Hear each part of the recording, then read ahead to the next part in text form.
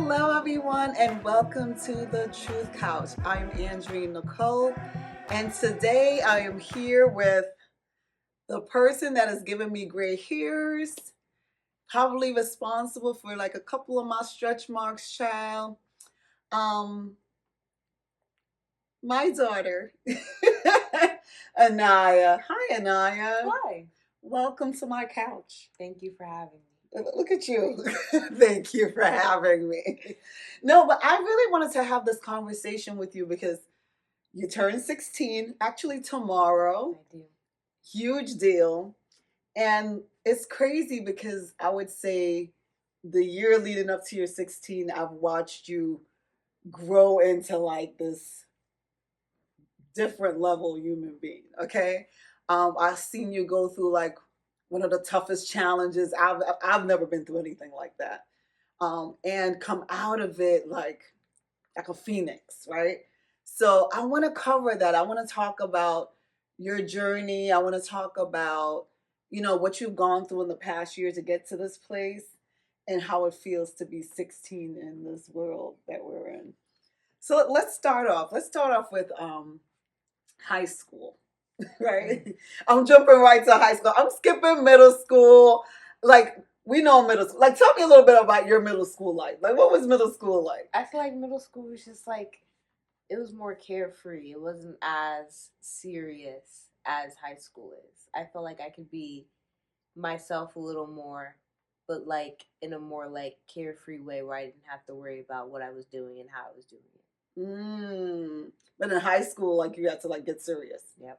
But it's interesting because you said like I can be myself in middle school, but I can't really be myself in high school. What part of high school makes you feel like you can't be like full Anieyah, like how you torture me here? I just feel as if like the environment, I'm not as used to it yet. You know, I'm only a sophomore. I've only been there for like 2 years. But I just feel like the environment, it's just like, it's not the vibes that I was used to in middle school. Like, there's a new people. Like, it's not my normal, like, group of people. I just feel like I'm not comfortable yet. So that's what it is. So you feel like it's not necessarily the safe space where you could completely be yourself yet. Yeah. But it's not like you're trying to be somebody different. Okay, gotcha. That makes sense. So now we're in high school, right? And we're in the arts, and you are a dancer, and that's kind of like your thing, right? Tell me about like what it was like to transition from middle school dancing to now high school dancing. What was that like? I feel like middle school dancing wasn't as demanding as high school is. I feel like the classes were a little the same, but like high school is more like I'm getting a lot more training. I'm getting different styles of dance. I'm getting different like techniques. But like in middle school, I feel like you just had a class and you just went with it. I feel like in high school we have a routine that's set in place, and we learn a lot more than we did in middle school. It's so funny because it seemed to me like, well, watching from behind the scenes, I felt like you were getting more technical training at the middle school level because I watched you. I think it's different watching you versus you going through the process, because I would watch you at each recital, and each recital you were just like, whoa, like I could see like the growth and the difference. So where like the final recital, even the final dance you did where like you turned into this whole thing in the recital, and like I think in the last scene they kind of like lift you up and you like became something. I felt like that was the process of what I was watching you go through every single recital to like that last performance was more like, wow, she has become this thing. So I know you're saying like middle school was like this, but in my eyes, I've seen you like really grow in middle school to where now you're in high school, and I'm like, okay, like she's kind of in her own. But I would say this. This is a question that I have because Stacy, who is my cousin and her cousin as well, Stacy would always say you're as good as where you are, right? Meaning like you're in middle school, you could be like the breakout star in middle school, right? You could be the star. Then you go somewhere else, and then you're like, whoa, there are other people here that are really good too. How does that feel? Being in a school where it's just like all the greats are there. I feel like It's a little different, especially coming from a very small like dance program in the middle school to going to such like a big dance program. I feel like you have to learn how to be okay with the way you dance and not compare Mm. yourself to everyone else around you, because I feel like everyone has like a different asset about them that makes them unique, and that's what the teachers see in everyone. They see something different and unique in everyone, and not anyone's like no one's like the same. So Yeah. you just have to like separate yourself from the thinking of like, oh, I need to dance better than this person, or I need to dance like this person. You just need to be yourself. I love that. Love that. Okay, daughter. Yeah. No, I really love that because honestly, when I look at even you and your peers, everyone is different, right? Everyone has their uniqueness to you. And I think even the audience, when we get to know you guys, we know when each of you guys get on the stage what each person's gonna bring, like the energy. Like I know you're gonna bring energy. I know you're gonna bring vibes and energy and just like poof. Like I know Jasmine is gonna come out with like a different type of grace. And I know Kiki's gonna come out and she's gonna fly all over the stage, like she's like my ballerina flying all over the place. So like when I look at all of you guys, I'm like, wow, okay, you are really unique, and I love that you don't feel the pressure of like, oh, I need to become like this in order to stand out. One of the things I wonder, like being in these type of environments, especially when I think about the world of ballet and contemporary dance, and coming from that world, I never experienced it on that level, but I always knew like in that world it was very competitive, and I would say people of color, right? A young black girl, short, right? Sorry, you got that from your mama, okay? Like, like your little short, little chocolate self, right? Like, you're not like the ideal ballerina type. Like, even your body type, your muscular body, which you're very amazing, by the way. But you have like a muscle tone that's different and all of that. That's not necessarily when they look at the person that's like the ballerina. When you go through the books, that's not necessarily the person that you would see. Tell me about that challenge for you and how you overcame that type of like stigma, not really stigma, but that thought of like, wow, they may be looking for this and I'm not that.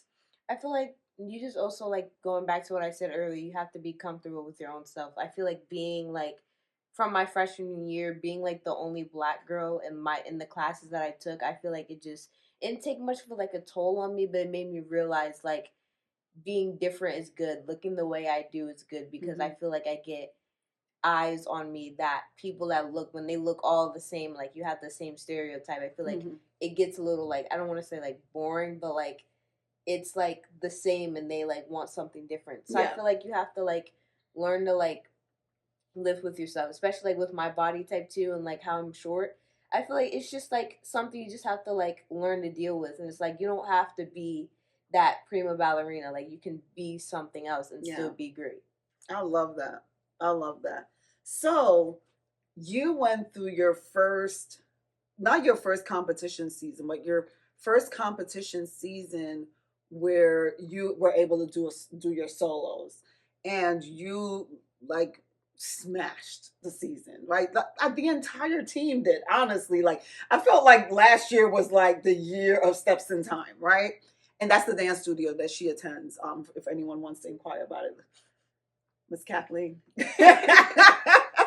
But yeah, I feel like all of you guys smashed. But like, what was that like for you for your first year entering competition and putting yourself out there to say like, you know what, I'm gonna do this. I feel like it was really nerve wracking, but once you learn to like overcome like what the judges have to say about you and like comparing you to all those other dancers, I feel like when you're worried about winning and winning all those big trophies, I feel like you're not really worried about dancing. You have to Mm, like be focused on your dance. It has to be like fun to you. If yeah. it's not fun, like why do you do it? So I feel like last year it was really fun, but like I feel like the winning was just a bonus. But being with Mm, my team and dancing with my team was what like the highlight the was. highlight. I love it, and I saw it. I saw it. Like I felt like every competition you had, like you went out there with like a level of boldness that I was just like, wow, okay. I felt like your competition was you. Like you were trying to outdo yourself from the last competition that you did, and you just wanted to like have fun and just see like, how far can I push my Mm-hmm. strength and my endurance? Like, how high can my leaps go? And I felt like every time you danced, I saw the difference. Like, you were like really pushing yourself to get there. So you ended competition season. You did really, really well. You were placing like first in your categories and doing all of that stuff.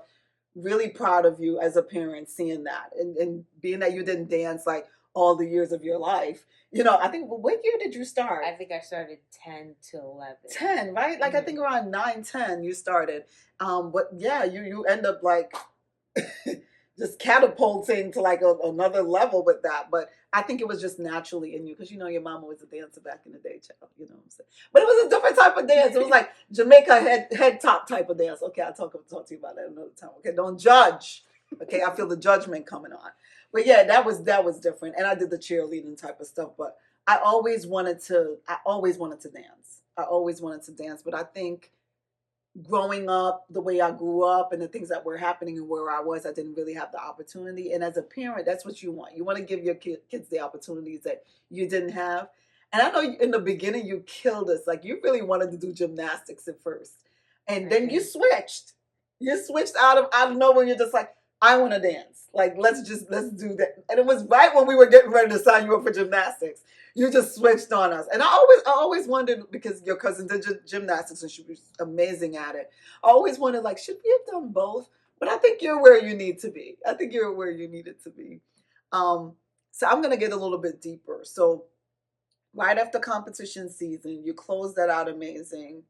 And you decided that you wanted to learn to do an aerial, right? And you practice, and then finally, bam, you landed it, right? Tell me about that feeling of like finally landing it after like trying for how long? It felt really good. I felt like it was just a boost of like self-esteem, because when it was supposed to be in my solo for like competition, but I could never get it. I felt like it was always like a mental block that it's just like, you're gonna get hurt doing this, and that's why I could never do it. And then like I finally like faced my fear and I just did it. And you did it, and it was amazing, because I remember when you said, it was so random.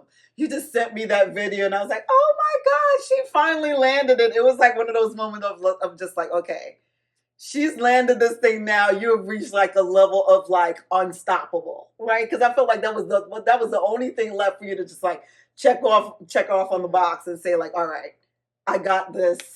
Nothing can stop me now. And the next day, you decided that you want to go to field day and just flip your way. How many times were you doing that thing? I think I did it a couple of times before I got it. But it was like, I saw all my friends doing it. And I was like, hey, I know how to do it now. Let me join you guys.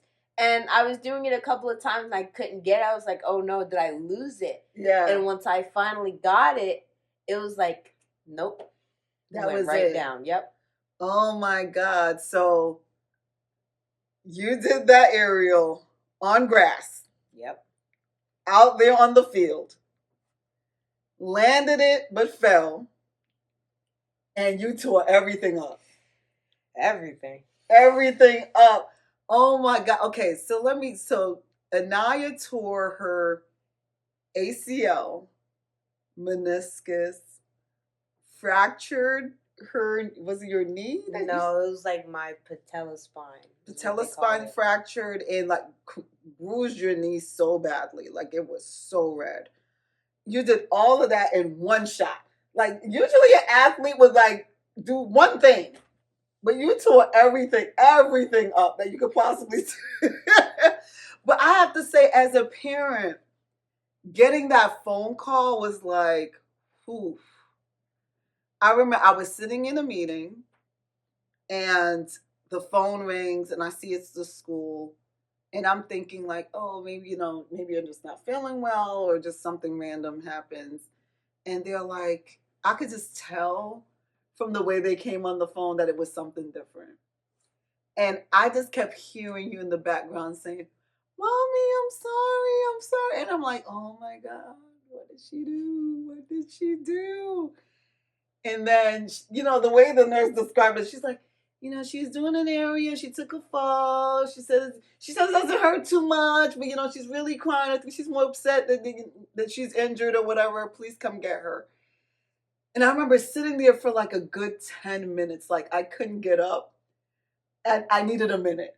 Like I needed a minute because I was like, I could, that feeling, but you don't know the feeling. But as a mom, that feeling you feel when you can tell like something is up with your child. Like I felt it in my gut. Like this one wasn't a regular phone call.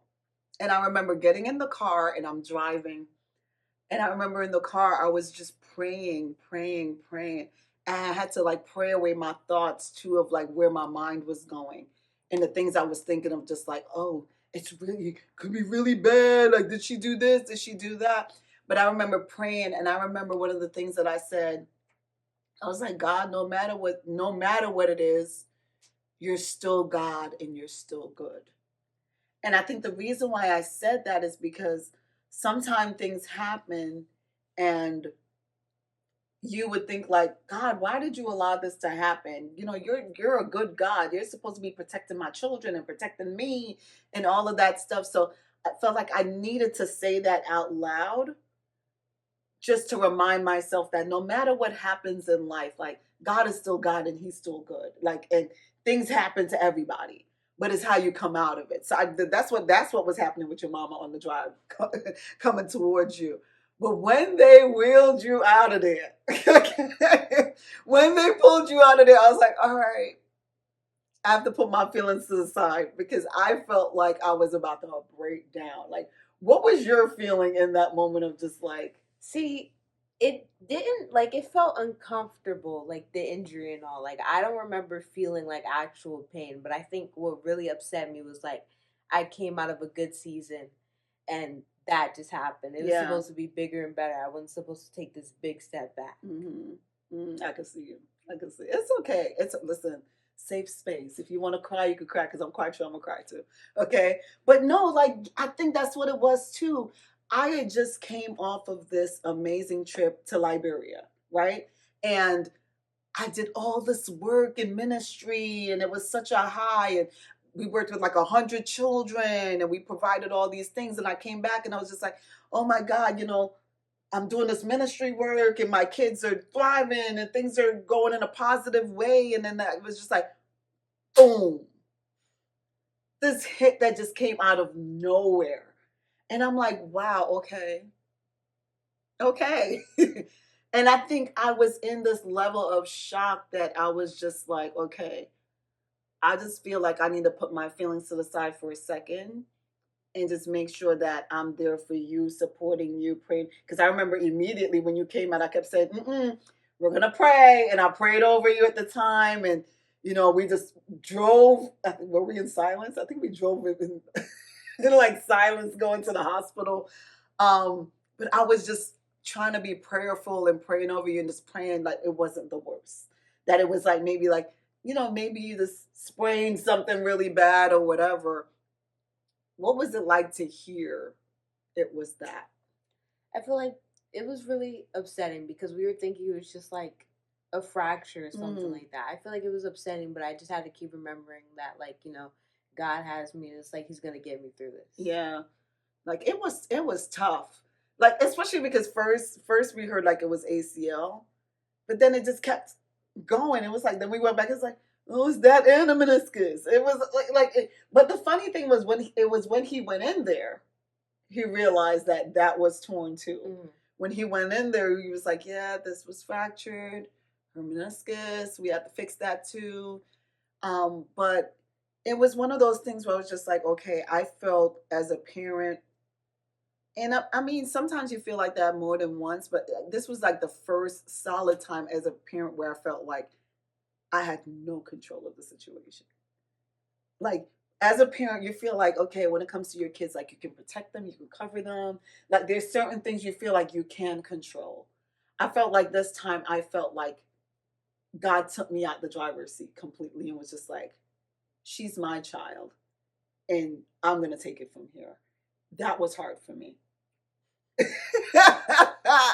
You're type A mama control freak. I confess. Well, it was hard for me because it's like, I don't know. I didn't know what to do at the point. And no matter how much I researched, no matter how much I prayed, no matter, like, the process was gonna be the process. And I felt like you surrendered to the process quicker than I did. I felt like I was still trying to Habashanda us through this process.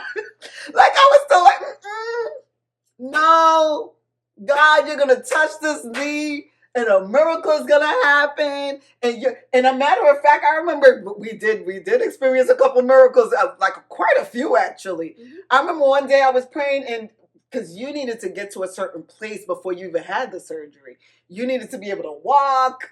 And at the time, you were like, you couldn't walk without the stuff. And I remember calling you downstairs, and I was like, God, tell me you're gonna walk right now, and you walked. You walked from there. So like, there were moments where I was just like, hold on, maybe he's just gonna step in here. We don't have to do any surgery because he was doing all these miracles. Like, but it was like, yeah, no, this is her process, and you need to respect the process. And I was wondering, how did you feel about the fact that you had to go through this process?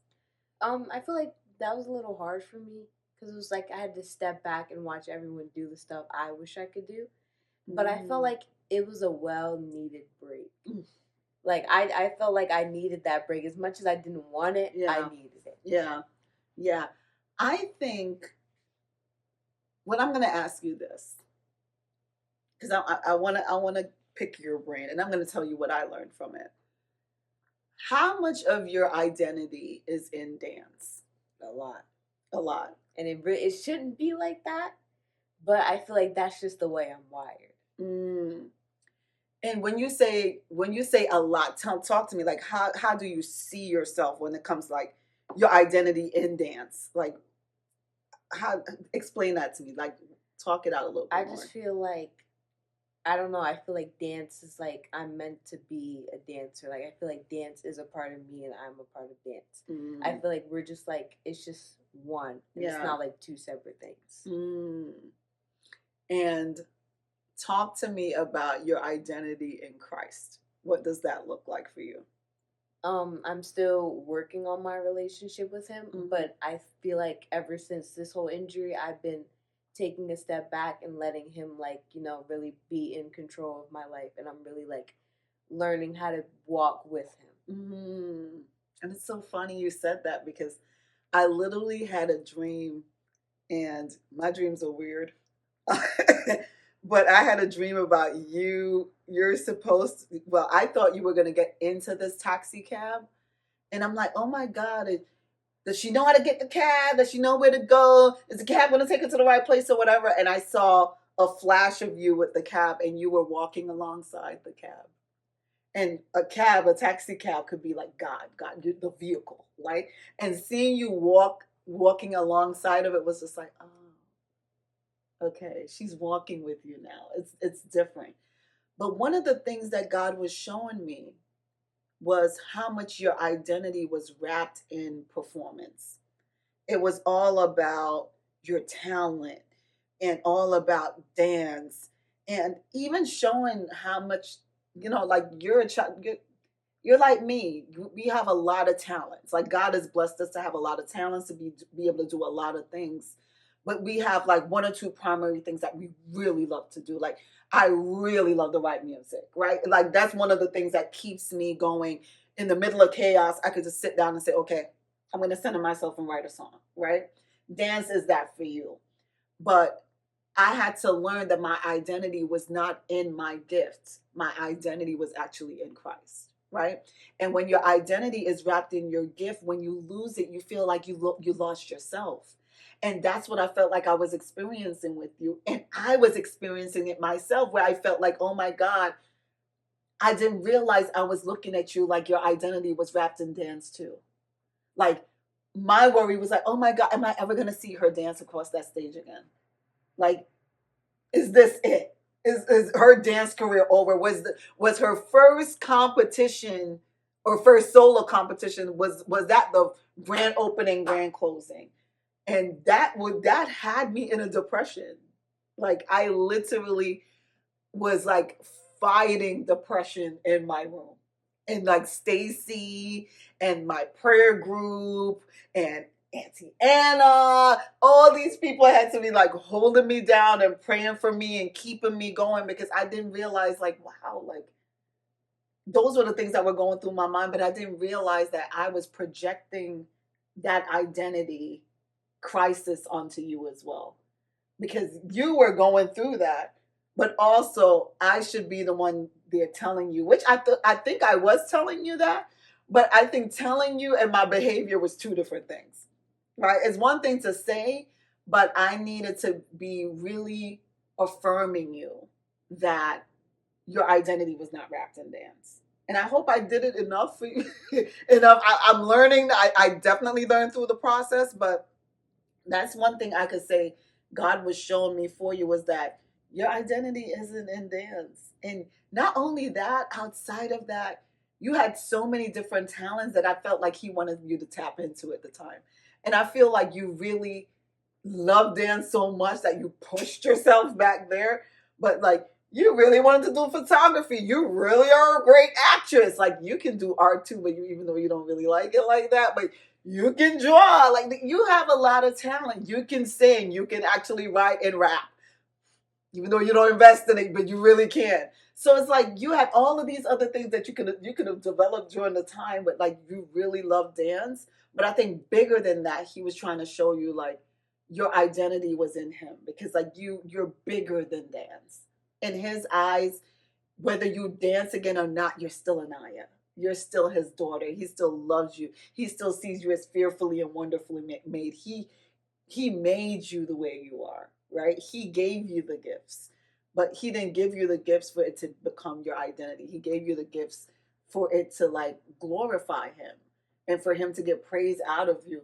But still, without the gifts, you're His daughter. So I hope you go through life just learning that part of it. Like yeah, dance is like amazing, but like that's not your identity. That's not your identity. Talk to me about the process of getting back. That was a long and hard process because I remember being at one physical therapy office and it just wasn't working out for me. Like I couldn't lift my leg, I couldn't do much. And then I remember like one day like it just clicked and I can do it.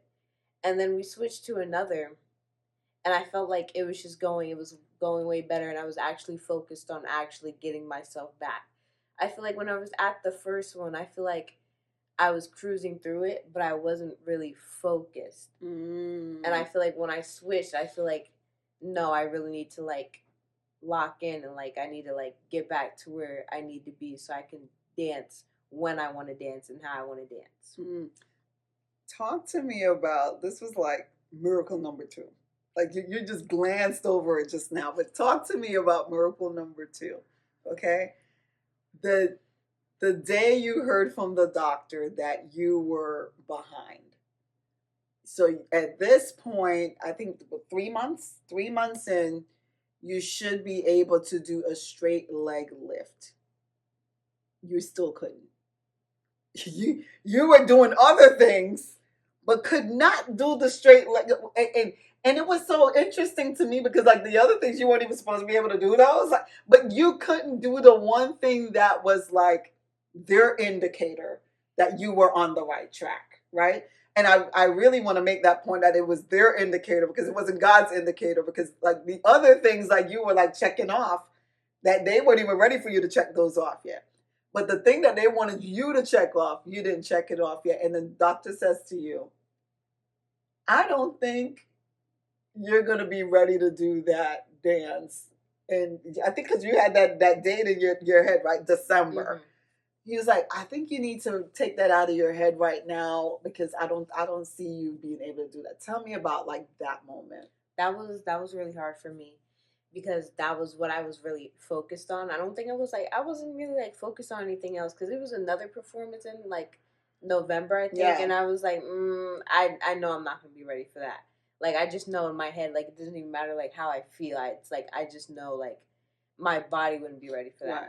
But December, I felt really good about December. And then like when they told me I was behind, like it would just like it just shut down. But I remember going back to school, and I went to my trainer's office, and I remember just like random exercise, and I remember like something telling me to like just lift your leg, just try it. And I remember doing it. I just like it just lifted. And I was like, wow. Like I went through all of that just to be able to do it when it mattered. Yeah. But it like to me it did like the time that I didn't matter as much as the time that I was supposed to do it.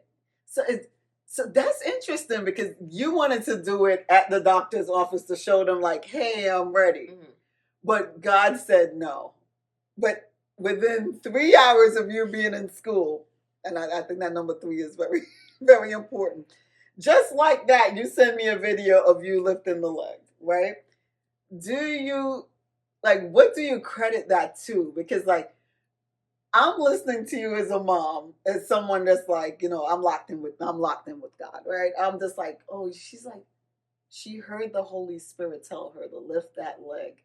And in obedience, you lifted the leg. And I was like, wow, she's learning, she's gaining an algorithm with God. What it's like to like hear from him and do something in obedience and believing that it's just gonna happen. And you developing that relationship with him to hear his voice and just do it. Tell me, what was it like to like hear that voice and do it and just see that miracle happening? That was like the first time I've actually like heard his voice, because I feel like I never heard it. Like it's like like you always like think you hear him, but like in me it's like actually you like talking to yourself in your brain. Like I felt like that was the first time I heard it and I knew it was him. Wow. So I'm gonna challenge you in that brain. Because sometimes even in the thoughts that you get comes from him. But as you develop it, as you grow, you'll learn to discern the difference between your thoughts and his thoughts and the enemy's thoughts and his thoughts, right?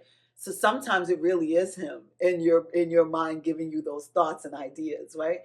But when you audibly hear, like, you never forget that time, right? You never forget that moment. And for that moment to be attached to a miracle, I love that. I remember driving home from that and I was bawling my eyes out. And it wasn't because you lifted your leg, it was because you heard from God. And I was like, wow, she is growing in Christ and she's developing her own relationship.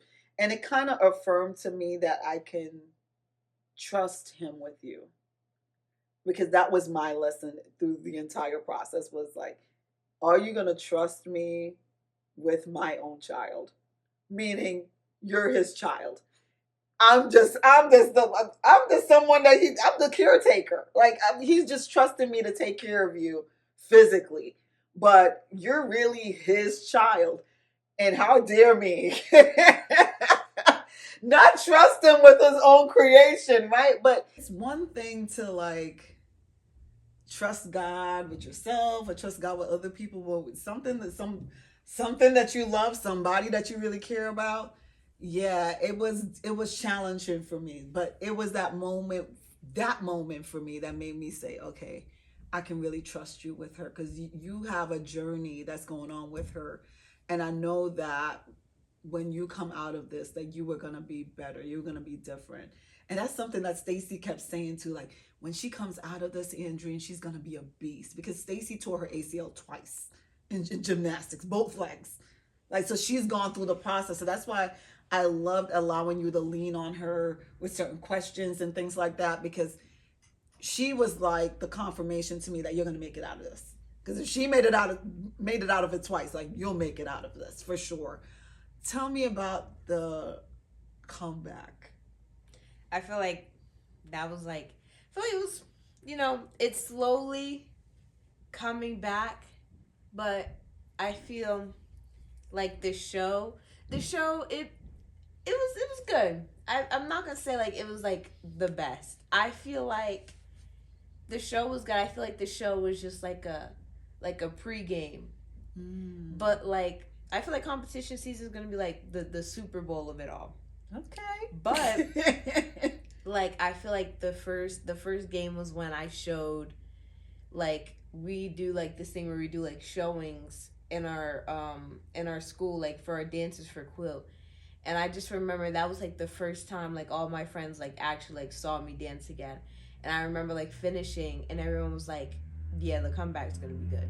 Like I remember like Olivia like would not stop saying that to me. Like she's been saying it since December and like she's still saying it to this day. Wow. And it's just to know that you have those people in your corner, it's gonna push it and it's gonna like make you want to work harder. Yeah, that's a great point because the village, right? Everybody needs a village. I needed a village to help me to get through what you were going through. And I was happy that you had a village too, like in the school. Because I remember at times where you would have difficult times and you'll text me like, I'm having a tough day today or whatever. And, I have to send you encouragement. But I always wondered like, okay, Lord, please give her like a good village in the school. Please give her good friends that's really encouraging her and loving on her. And I'm happy to hear that you did have that and you still have it. Girl, seeing you dance for the first time in that place, like literally I was boohoo balling. And I was next to a mom and she called herself like your biggest fan. So she was like, wait, you're Anieyah's mom. And she's like, oh my God. She literally held my hand afterwards. She was like, now that's a comeback. And we're both crying. And I'm like, oh my God. It was like one of those moments where you didn't need to be perfect, even though you did an amazing job. But it was that moment of like, oh my God, like I saw her dance again. Those moments of like me panicking, like, am I going to see her dance again? Like I saw you on that stage again. You looked confident. You looked beautiful. You looked graceful. Like you still had the power. Like I just loved seeing you dance again. And like just seeing you run off that stage too. And I just know you were like crying backstage. Like I don't care what I just knew it. I'm like, yeah, she's crying. She's crying. Like, you were back there. I was bawling. And I had like 3 numbers to change, so I just could not stop crying. You couldn't stop crying. No. But it was that moment of like, wow, she did it. Like you fought back. Like no one thought you would be back by December, right? That was like 6 months. Mm-hmm. Within 6 months, you're back. And even your doctor was like, I remember when he cleared you too. He looked at you, tested you and everything. He's like, all right. He's like, I'm going to clear you because you're looking good, but be careful with this one. Don't do this too much or whatever. But I think even when he cleared you, I was like, wow, we went from 3 months not lifting the leg to 6 months you're clear. Like that's how God does things. Like he does things on his own time. And now we're heading towards the ninth month where everything is supposed to be back ready and clear. Like, how do you feel? I feel good. I feel like there's still a lot of things I need to work on, like stability wise. Yeah. But I feel like I'm in a good place where I can be like, okay, like I feel like it's like I'm just cruising right now. I feel like I don't have to worry about a certain aspect too much as I used to. Mm-hmm. I feel like I can work on everything the same and not focus on one thing and like just get my head like caught up in that one thing. Gotcha. I love that for you. All right, so you came out of that and you're heading into competition season, but even bigger than that, we're turning 16 tomorrow. We are. Okay, listen, you still have to listen to me. So I'm saying this right on the live. You still have to listen. Like, it's been rough the past couple of weeks dealing with you and getting ready for this party. I'm letting it be known to the party. Doing the most. Yes, doing the most. But how does it feel you're about to be 16? It feels good. I feel like 16 is like a big age to everyone. But, like, to me, I don't know if it's like how I just been with like birthdays and like holidays recently. I feel like it's not huge. I feel like the parties. My pockets feel like it's huge. Okay. I feel like turning 16 isn't huge. I feel like the journey to 16 is what's making it bigger. I feel like the age doesn't really matter. It's how I got there. Wow. Okay, girl, philosopher, all the things. Okay. No, that's a big deal. It is the journey, right? Speaking of which, when I left your dance recital that day after I finished bawling my eyes out and I got in my car, my phone synced to the car and this random song I've never heard a day in my life comes on. And the name of the song was Journey. And it was so funny because I heard God clearly say to me, the song is for Anieyah. And it was just the first line of the song. And then the chorus, of course. The first line just goes, it might sound crazy, but we've only just begun. I was just like, wait, what? Like he's just saying, like, you're bawling your eyes out, you're having a moment. We've just begun. Like we've just started on this journey. Like her journey hasn't even like peaked yet. And I thought that was beautiful to hear. Like, and it talks about like sometimes you have to rise and sometimes you're gonna fall. Sometimes you have to break before you're made whole. And then it goes, isn't it a journey? Isn't it beautiful? And I started to find the journey of life more beautiful because of your journey. Like the ups, the downs, the sideways, the forwards, the breaking, the molding, all of it. Like we don't look at the breaking and the crushing as beautiful moments. But I can see those moments now as beautiful moments because I know what it produced.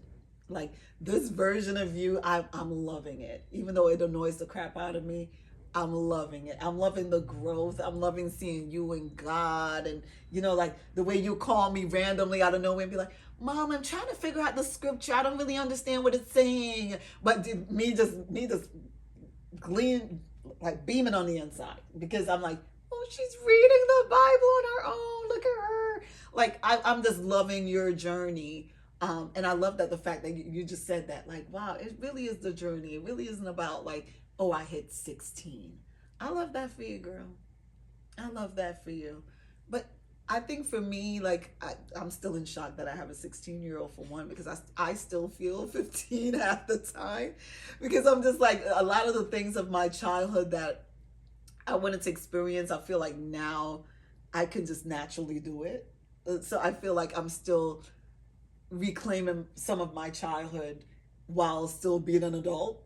And watching you have and not only you, watching you and your siblings have a fruitful, beautiful childhood is just a blessing to me. And you've been a blessing to me. You're the child that I did not know I needed. Like honest to God, because like I think I told you this story before. Like I didn't really want children. Like I wanted to meet someone that hopefully already had a family and didn't want to pressure me to have any. Like, cause I was more like career, career, career.